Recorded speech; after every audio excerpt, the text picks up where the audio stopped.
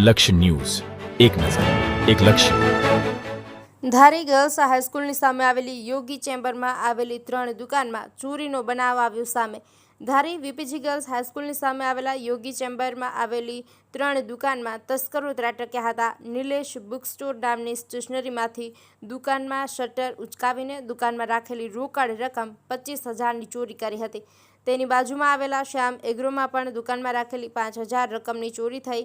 સાથે બાજુમાં આવેલી દુકાનમાં પણ તસ્કરો દ્વારા હાથફેરો કરવામાં આવ્યો હતો. એકી સાથે 3 દુકાનમાં ચોરીનો બનાવ થતાં શહેરમાં ચર્ચાનો વિષય બન્યો છે. ઘટનાની જાણ થતાં જ ધારી પોલીસે તુરંત જ કાર્યવાહી હાથ ધરી છે. ટીનુભાઈ લલિયા, અમરેલી. નિલેશ કાંતિભાઈ વિટલાણી, નિલેશ બુક સ્ટોર ધારી. શું ચોરી થઈ છે? ચોરીમાં તો આ રોકડ રકમ જે કાંઈ હતી એ બધી લઈ ગયા છે. અને કેટલા અંદાજિત કેટલાની ચોરી થઈ? એમાં તો આમ રકમ અમે થોડી બહુ વધારે રાખતા ન હોય, પણ તે દિવસે હવે સેલ્સમેનને બીજે દિવસે પેમેન્ટ કરવાનું હતું એટલે બેંકમાં ભરવાના હિસાબે રકમ થોડી વધારે હતી.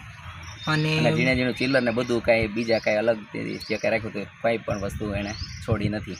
અને બીજી કઈ કઈ દુકાનોમાં ચોરી થઈ છે? અંદાજે 25,000 જેવું રોકડ થઈ જાય એમ. અને બીજી કઈ કઈ દુકાનોમાં ચોરી થઈ છે?